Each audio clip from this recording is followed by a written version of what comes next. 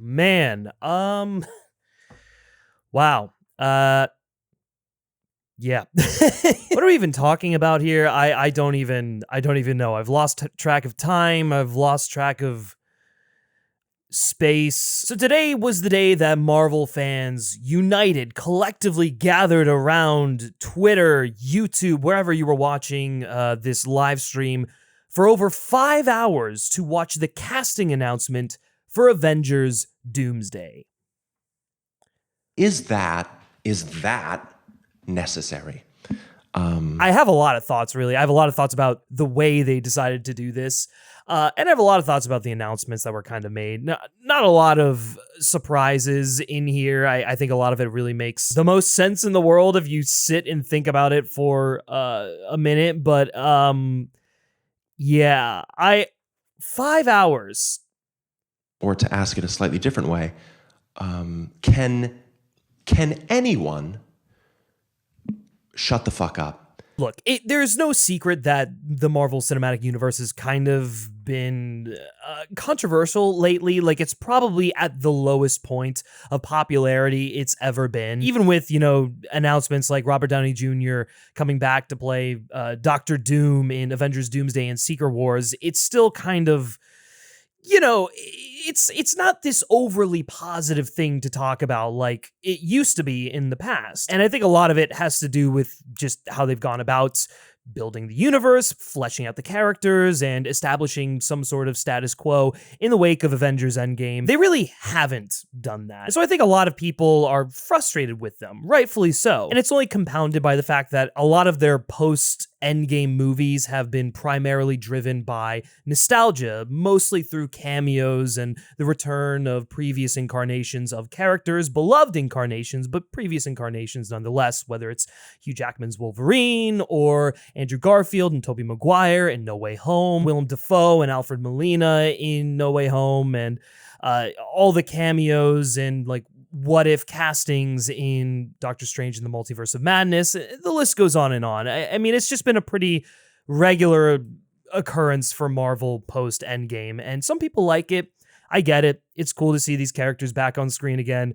A lot of people, like myself, maybe I'm in the minority, actually, I have no idea, are just kind of sick of it. I kind of see it for the cynical ploy that it is, and, it doesn't really do a whole lot for me. And I think, ultimately at the end of the day, while it's fun to be serviced as a fan and see these characters come back in various forms, it ultimately is a bit condescending. You don't really think much of your audience to, put in the work to really develop new versions of these characters and relationships and lay a proper foundation. You're really just playing with toys from the past and really playing on that nostalgia angle, which again, I get it, and some people like it, and it's fun for a little bit, but after a while it becomes a bit grating. So I guess I shouldn't be surprised that for the studio that thinks this is the way forward, that this is what's going to get people excited about the future of Marvel and all that stuff, that this was their method of unveiling the cast of Avengers Doomsday. I mean, it's probably the most this could have been an email thing I have quite frankly ever seen. It was tedious. It was a giant waste of time. And not only that, but it's just so incredibly disrespectful to your fans who were waiting with bated breath, who had to go to work or were in school or something like this, and were just, very invested in the thing that you've created and wanted to see what this big announcement was that you've drummed up excitement for. And to keep them on a string for 5 hours, man, was just brutal. And it's especially frustrating because Marvel's lost a lot of goodwill post-Endgame, mostly because they're churning out things that feel more like a product than an actual film or a television series or any sort of, piece of art or whatever. Anything that has any semblance of integrity. They're not making movies that match the heights of what they made during the Infinity Saga. And I'm not saying everything during the Infinity Saga was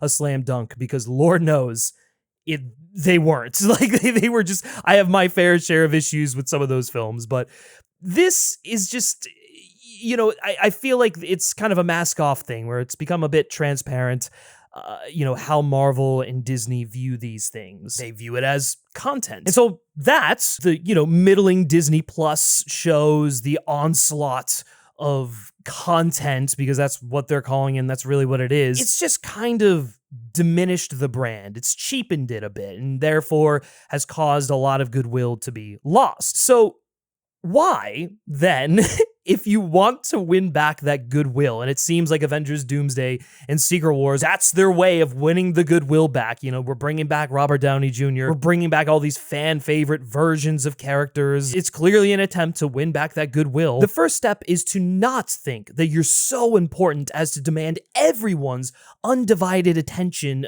until you say when, right? Like, you're just wasting people's time, and that never really goes over well. By the end of this stream, regardless of what was announced, people were going to feel cheated because they spent what was essentially an entire day watching this thing, paying attention to it. And like, you know, I'll give credit to the marketing team. Like, it clearly did capture people's attention. They were tuning in. People were tweeting about it and talking about it on social media, either in positive ways or negative ways. By the time Robert Downey Jr. came out and was like, hey, Avengers Doomsday, now in production, here's your principal cast, it just felt like, okay, yeah, I mean, that's basically everyone I would have expected. Maybe a couple of surprises there. I didn't learn anything new about the project, and you took up, you know, what could have been done in at most an hour. And then it was only worsened by the fact that basically after this whole debacle, they just posted the, you know, 1.5, maybe 2-minute video of them running down the line of the chairs, basically what this whole fucking thing should have been from the get-go. The idea is cool, right? Like, I get it. You're going to show the lineup. You're going to show all these chairs, this massive cast for Avengers Doomsday. It's like something to be excited about. I guess there's something to be said about shock promotion, but Marvel is not in the place where they can be doing stuff like that, right? Like, they're not in a good place. So don't waste people's time is number one. Like, it's not 2019 anymore. They're not on top of the world. Having a sense of humility would be nice. Not this self-indulgent nightmare that went on entirely too long. You know, just inform people when you're going to drop the thing, whether it's journalists or trades or whatever, so then they can, you know, spread the message. And then if you want to have this thing going on in the background as just like a cool little gimmick, you can have it there and then people can play it. But don't cheat people on their time. It's a bit ridiculous, and it really rubbed me the wrong way for a studio that is, you know, not in a great place and doesn't have a lot of that goodwill we were talking about earlier. And I know you're thinking, you're not shutting the fuck up right now. And that's true, but with some of the casting announcements, primarily the Thunderbolts, they kind of tipped their hand as to who is going to survive and not survive that film by basically announcing that everyone from the Thunderbolts was going to be returning, except for Taskmaster. It just kind of alludes to the fact that, oh, okay, that's cool. Everyone survives. There's no real stakes to this thing. We know that they're all going to make it out regardless of what's happening. Sentry isn't this big threat that we thought he was going to be, even though he kind of is, because he's Marvel's equivalent to Superman. He helps people, and he flies, and he helps people. Who has a dark inside, a dark half to him that, I mean, I can't wait to see in that film, but he's going to be in Avengers Doomsday, so you already know that whatever happens in Thunderbolts, we can kind of piece together, I guess, what will happen in that movie based on this casting announcement. And that just feels weird. It's like, don't you want to drum up excitement for that film? Are you so concerned that Thunderbolts is going to underperform that you're like, Avengers Doomsday, let's just rush to Doomsday, blah, you know, all that stuff. It's, whatever, I digress. The moral of the story is, by announcing the Thunderbolts characters in Doomsday, you basically can figure out who lives and dies, and by announcing Sentry specifically as being in Avengers Doomsday, I mean, him being the villain of the Thunderbolts loses a bit of weight. Then we get, you know, some of the big announcements, right? We get the X-Men returning, Patrick Stewart returning as Professor X, you get Ian McKellen returning as Magneto, you get, you know, James Marsden returning as Cyclops, Kelsey Grammer returning as Beast, which I think we all kind of assumed when we saw him in the post-credit scene for the Marvels. I mean, that's not much of a shocker there. Alan Cumming returning as Nightcrawler, which is very exciting for a lot of people. Rebecca Romijn as Mystique will be returning, and the weird one there was Channing Tatum as Gambit. Ooh, I'm about to make a name for myself here. I'll be curious to see how they rope that into the X-Men that we know without it being, it's weird. Like the continuity in the timeline here is all over the place. Really, the thing that shocked me about the X-Men announcements were, no Ryan Reynolds or Hugh Jackman. I mean, those are people that we expected to be in this movie. No Halle Berry as Storm. No Famke Janssen as Jean Grey, who was a pivotal character. I mean, she is like one of the cornerstones of that X-Men universe. And I get that, like, at that point, if you're going from a post X3 world, she's dead, but also the continuity in X-Men is a mess, but yet it was corrected. So, like, she should still be alive. And this is the problem when you're bringing in the Foxverse into the whole MCU thing. It really muddies up the timeline. And I'm going crazy because I've been, thinking about chairs all fucking day. God damn it. Oh yeah, no Anna Paquin as Rogue. I mean, the fuck? What's going on here? We got to get these characters in here. I mean, here's the thing. If you're going to bring in the X-Men, and clearly they're bringing in the X-Men, they're bringing in all of the X-Men, don't skimp on it, right? Like, bring in the main players. The people they've chosen here, I mean, makes sense, but it also feels weird that we don't have any of these pivotal characters. Like, again, no Storm, no Rogue, no Jean Grey. Like, these are all incredible characters that are, were crucial to the success of the X-Men. Were crucial to those stories. Are they saving them as surprises? Like, I don't know, if you're going to announce some of these characters like Alan Cumming and Ian McKellen and Patrick Stewart, who, I mean, we kind of assumed that they would probably be in it anyways since Beast was already in it. Like, why wouldn't you announce the rest of them? I'm kind of all over the place. I just kind of started with the X-Men and then just started spiraling. So let's just go back to the top and then kind of go over this. We're going to get Chris Hemsworth as Thor, Anthony Mackie as Captain America, Vanessa Kirby as Sue Storm, Paul Rudd as Ant-Man, Florence Pugh as Yelena, Wyatt Russell will be in here as U.S. Agent John Walker, Tenoch Huerta will be returning as Namor, and I think that'll be really cool to see, obviously, because of the history between Sue Storm and Namor and the comics. I think some people will be expecting some sort of romantic fling going on there. I don't know if that'll happen, given the fact that we just will have had a Fantastic Four movie that explores that family and Sue and Reed's relationship. So I don't know, throwing an element like that into the mix feels a bit too soon, a bit weird. I mean, I don't know. We'll see what happens there. Simu Liu returning as Shang-Chi, Sebastian Stan as Bucky Barnes, Letitia Wright as Black Panther, which is interesting because we were all assuming that they might recast Black Panther when that concept art leaked. Looks like they're going to still stick with Shuri as Black Panther, and Eben Moss-Bachrach as The Thing. Basically, we're going to get the entire Fantastic Four in this movie as needs to be. Joseph Quinn as Johnny Storm is going to be in this, and all that stuff. Already mentioned Sentry, Louis Pullman as Sentry, Danny Ramirez as Falcon, and obviously David Harbour as Red Guardian. Winston Dukes and Baku is going to be in this.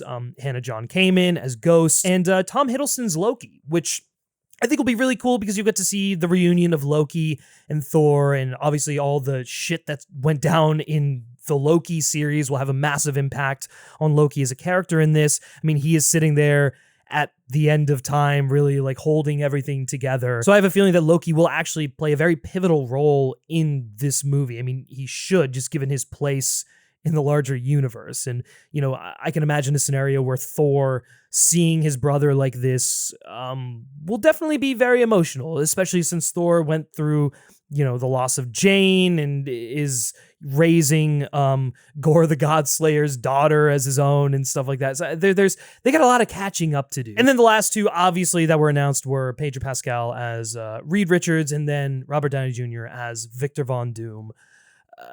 And that was basically it for 5 hours. A lot of glaring omissions, like no Captain Marvel, no Carol Danvers, no Stephen Strange, who in the comics has a very pivotal relationship with Doom. So it's weird, it's strange, if you will, that they didn't announce him for this film. I don't really know why he wouldn't be in your first movie with Doom to kind of get the ball rolling on that relationship that needs to be established before Secret Wars. No Tom Holland Spider-Man, which I'm surprised by. I'm okay with an omission in here, but you would think that they'd be playing on the fact that like him and Downey Jr., have this like different relationship prior to Endgame, and now he's like, oh, gee, Mr. Victor Von Doom, you know, like, or the I Hate You 3000 thing that we've all been joking about. No Bruce Banner, Hulk, or Jennifer Walters, She-Hulk, two characters that were in the leaked concept art and that I think we all expected to see on this lineup. No Charlie Cox, Daredevil, Vincent D'Onofrio, Fisk, I mean, John Bernthal, Punisher, or Nicolas Cage, Ghost Rider, or any of these other weird variants, or just like, you know, street level characters.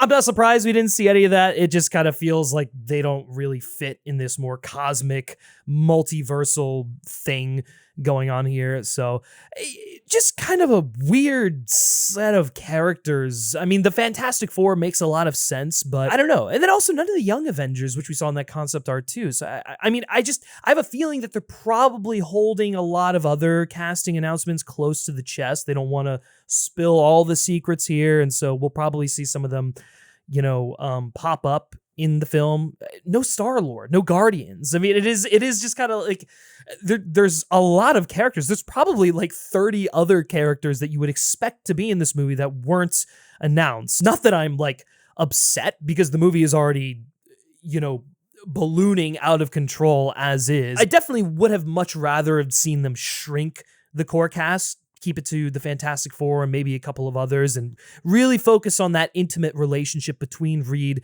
and Doom, because that's at the core of this story, and that needs to be the most important thing in order to make a Secret Wars adaptation effective and successful, in my opinion. So to see them really going all out like this, I mean, it is just, you got to take a step back and just go, whoa, like what are we doing here? This is almost a bit too much to handle. I have no idea how the Russos are gonna do this, especially with their recent track record of less than stellar films. I think the big takeaway from this, and it's what a lot of people are kind of speculating post this announcement, is that Avengers Doomsday is going to incorporate elements of Secret Wars, but it also looks like it's going to be incorporating a lot of Avengers versus X-Men. It's like 40 of us. And sheer like numbers. 5 of them. And one of them's like half man, half robot. You just turn off the power and he's done. And then another one's a guy with a shield who's a bit strong. I mean, come on. And then there's another, who's the other one? The guy with the bow and arrow. We've got guns and stuff. He's got claws. I could just go like, sit down, and they'd all sit down. I'd be like, have a cup of tea. They'd all be having a cup of tea. I could be like, take your clothes off. And they'd all be taking their clothes off. It would be a disaster. Embarrassing for them, really. Yeah, exactly. It's a story that deserves to be adapted in its own right. It's very beloved. There's a lot that you can do with it. And so to do Secret Wars and Avengers, X-Men, and then use that to launch the X-Men rather than pay off existing relationships the way the comics did, like, it just feels like it's all crammed together. Like they're really throwing everything in the kitchen sink at this whole thing. I get it. You want these characters in your arsenal. You want Secret Wars to be this big event, but, you know, have Avengers versus X-Men be your Civil War of whatever saga we're in right now, and then use that to build towards Secret Wars. But oh wait, the X-Men aren't introduced in the current MCU, so it kind of makes it a bit hard. So we're left with, you know, bringing in these already established versions of the characters who are really only known from the Fox continuity, and we're just throwing them into the mix while still holding on to that history, and then expecting them to, I guess, play in this sandbox without really establishing them. It's just all so messy. Look, I love Patrick Stewart and Ian McKellen as Professor X and Magneto. I love James Marsden as Cyclops, and Alan Cumming as Nightcrawler, and Rebecca Romijn as Mystique, and I thought she was done horribly in X-Men 3: The Last Stand. I mean, a lot of characters were done horribly in that film. And so, like, it's cool to see them come back. Do I want to see them come back this way? No. Look, we've moved past this version of the X-Men. We had Deadpool and Wolverine, which felt like the perfect send-off, the perfect farewell to those interpretations of the characters. We can finally move forward, start anew with a new version of the X-Men, which we all want to see. The problem is that Marvel is so hell-bent on rushing to Secret Wars and understanding that they need the X-Men, and so the best way for them to do that is to capitalize on nostalgia to make up for not having established these characters and other, their relationships and everything like that. And that's frustrating. Like, Patrick Stewart and Ian McKellen are pushing 90, right? Like, it's that fucking joke from Deadpool and Wolverine, like, till you're 90. That's what they're literally doing with these guys. They're wheeling poor Patrick Stewart out on the set who doesn't even know what the fuck is going on, but you know what? He'll show up and he'll say his lines and he'll do it right. These characters got their send-off. They got their finale in Days of Future Past. Why do we need to go back through all of this again, right? We gave the characters who didn't get their send-off their finale in Deadpool and Wolverine. So why do these ones need to do the same? Just set up the X-Men. Just make an X-Men movie and then eventually build up to this by potentially making Avengers Doomsday, Avengers vs. X-Men, and then rushing into Secret Wars. With none of that set up, mind you, is effectively doing what Batman v Superman did with The Dark Knight Returns and The Death of Superman. And look, for the record, I love Batman v Superman, the Ultimate Edition. I think it is a truly exceptional superhero epic. Do I understand the complaints that it feels like they rushed through those truly, seminal works of graphic novels and comics? Yeah, absolutely. I mean, would I have loved to have seen a proper Death of Superman story? Sure. Would I have loved to have seen a proper Dark Knight Returns story? Absolutely. They made it work in that film, and I do think it mostly works because you're dealing with significantly less characters. Like, yeah, sure, you get Wonder Woman in there in the climax and the tease for the Justice League, and it doesn't really work, but like at its core, it is a movie about Superman and Batman, two characters who are ideologically opposed at this point in time, and that becomes the center of the conflict. And so you're able to fold these ideas into the larger team-up movie in a way that feels mostly satisfying, I would say. With this, with Doomsday and Secret Wars, I mean, again, everything is so bloated that by not really establishing any of this and then just like, boom, you looking for this? you run the risk of failing to deliver a truly compelling adaptation of both of those stories, both of which I would argue as team-up events deserve their own standalone thing. Why wouldn't you want Avengers vs. X-Men to be its own thing that you build up to? Why would you waste that? It has to be because they know that they can't do this forever and that people's patience with Marvel is growing thin and just... Jesus, man. Again, just stop wheeling these old men, these old versions of these characters. Let them move on. Let them do whatever the hell they want. And yeah, I get it. No one's forcing them to come back. But like, when the money is that good, of course you're going to fucking come back. Like, you're not going to say no. Sometimes we really do just need to let the past die. And Marvel and, I don't know, maybe us as a collective, as fans, really struggled to do that.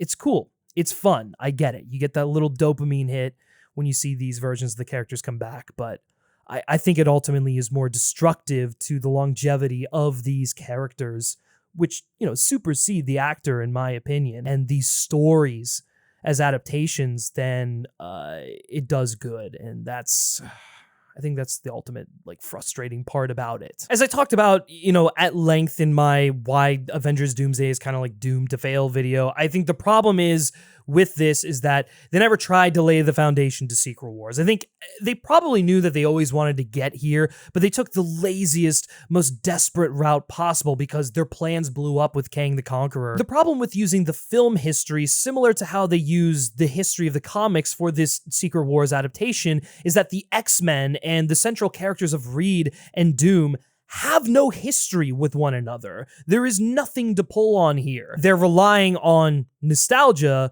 and the baggage we bring into the theater with that nostalgia in order to make up for not really establishing relationships between these characters. I don't know what Stephen Strange or Sam Wilson think of Magneto or Cyclops or what their relationship is with Dr. Doom and the other X-Men, or what Reed Richards' relationship is with Professor X, or other characters, Bruce Banner, or other characters like this. I mean, shit, they don't even know who the mutants are at this point. So that's another thing that needs to be introduced in here. It's cheap storytelling. They're using nostalgia to cut corners and ignoring the hard work that needs to be done in order to give these characters, this world, a lived-in history, some sort of history. And especially when you're adapting a story that is the culmination of 60 years worth of comics, and 60 years worth of relationships and characters that we all love who have known each other for some period of time, who are aware of each other's existence. It just, I don't know. I mean, it makes sense maybe to introduce them in an Avengers movie, but Secret Wars, I don't know. It just feels like you're just rushing to the finish line because you don't have much faith in, what you've established or failed to establish in your universe prior. And then on top of that, to make this sort of like an Avengers v X-Men sort of thing that's going to blow up their universe, maybe Doom's pulling the strings or somehow capitalizing on the X-Men feeling discarded because of the events of Deadpool and Wolverine. All that infighting is probably going to lead to the incursions that are kind of the inciting incident for Secret Wars and everything. And then, whatever happens, Doom pulls it all together. He creates Battle World, and that all leads to the Secret Wars movie. And hopefully maybe we'll get some Battle World films in between there. Probably in these movies, there will be a version of the X-Men introduced, I hope, and then that'll be folded into the mainline MCU, and then, there you go. There's the X-Men and all that. And it's fine. I mean, I think that works, it's functional, but I also think that it's a waste of these larger stories that they're adapting, of these concepts, when you're gearing them all around fixing continuity issues. These stories are more than that. They're very intimate stories about characters that we know and have known for years in the comics. When you take an iconic story like Secret Wars or Avengers versus X-Men that are standalone events that have been built up to properly, and then use them as little more than a vehicle to do some, in-universe housekeeping, that just is, And what should be these massive moments that should feel cinematic and important, we're just kind of like, well, let's just get on with it. Let's just move on to it. And we'll fold in Avengers versus X-Men into Doomsday. And I don't know. I guess people will be more interested in that film now, but you still have to set up Doctor Doom. And shouldn't Doomsday be a Doctor Doom movie for all intents and purposes? But how can it be that when it's also going to be Avengers versus X-Men? There's interesting ideas here. The fact that the X-Men and the Avengers that we know in the mainline MCU have to fight over whose world is going to live and whose world is going to die. That's all really compelling stuff, but it shouldn't just be in one movie. That's something that should be in multiple films. Avengers versus X-Men, there's your Civil War. Maybe have an X-Men film somewhere else in the mix. I mean, you kind of already did with Deadpool and Wolverine, and so I think that allows you to go into an Avengers versus X-Men film a bit easier, specifically because those characters were fighting for their own survival, that, fighting to prove that they had value and that they weren't these things that were just being tossed aside. They weren't these misfits that aren't heroes, that aren't worthy of being heroes. If you take that idea, which I think is really compelling, and you apply it to the Fox X-Men as a whole, well, there's their motivation. They're dealing with all these incursions and people like Monica Rambeau going into their world, and they're trying to figure out what's happening and whatnot. Plus, you have the mainline MCU with the Fantastic Four, who I guess have just, probably been plopped in there, and they're trying to get, adjusted to things. And there's all these multiversal shenanigans that are going on in there. And so you got both worlds that are existing in this existential state, and then they gradually get closer and closer together, and we get Avengers versus X-Men, where both sides is fighting for survival, and that's really cool. But that should be the stepping stone to then get to Doomsday. Whatever happens at the end of Avengers versus X-Men can then directly lead into Avengers Doomsday, where we get the Doctor Doom movie, where we get the first, I guess, half of Secret Wars and the failure to save the planet before Doctor Doom has to bring it all together. Then we get Secret Wars as we know proper. And then that also allows us time to, it allows us an entire film to really spend fleshing out the relationship between Doctor Doom and Reed Richards, which is something that needs to be done, that is essential to this story. And I don't know if we're going to have that time. It just feels like so many balls are in the air that have to be juggled. There's so many characters. There's so many different angles that they could be approaching this story. It's just I don't know. it just feels like a giant mess. That row of chairs with Robert Downey Jr. at the end, it feels like if this is a sequel to the Infinity Saga, they're taking all the wrong lessons from the Infinity Saga and making the classic sequel mistake where you go bigger, more bombastic, more epic, go to these massive proportions that you didn't even think was possible, instead of maybe dialing it back a little bit, going more introspective, going smaller, and creating something that is more intimate and powerful, more character driven, something that we wouldn't expect with an Avengers film. I don't know how the hell you're going to do that with all of these characters, plus all the ones that weren't announced. I get it. Secret Wars is a massive undertaking. It's got a lot of fucking characters in it. There's a lot going on. There's a lot of these little individual stories, these battle world stories that I'm sure will factor into it. But at the end of the day, the comic manages to be this very intimate story and farewell to the Fantastic Four. It manages to be a story about two men in Reed Richards and Victor Von Doom who have differing, opposing views on the world, and basically they come to a head with this in the most, explosive way possible. Yet, it never loses sight of those two men who have been at the heart of Marvel Comics since the very beginning. What is that for the MCU? What does that look like? It just feels like we're taking all these iconic crossover events, these team up events, and then cramming them into these final two Avengers movies. It does those storylines in injustice, and I think this announcement, while a lot of it made a lot of sense, none of it was really all that surprising. It indicated to me that we're headed in a direction that, I don't know, man, just feels like maybe it's getting a bit too big for their own good. That they're not really stopping to think about, maybe these storylines need time to properly cook. I don't know, man. I just 5 some hours later, and I'm just kind of like, why? What was this? What was the point of this? It was a whole day wasted. The whole tactic, the whole overinflated sense of self-importance. Like, what? Marvel, come on. Like, let's do better here. Let's get our shit together, regroup, and I don't know, don't cram everything into one movie, I guess, is really all I'm saying. I could be wrong, right? Like, maybe they're not doing Avengers versus X-Men, and maybe they're actually going to work together. I mean, that comes with its own set of issues, like I mentioned earlier, but it's a lot. And it was an underwhelming and bloated announcement that really could have just been an email. Really could have just been that 1.5 minute long video that they put out later. So, yep, that's all I got. Just, cynical old me again. All right, guys. Thanks for tuning in. I'll catch you next time. See you.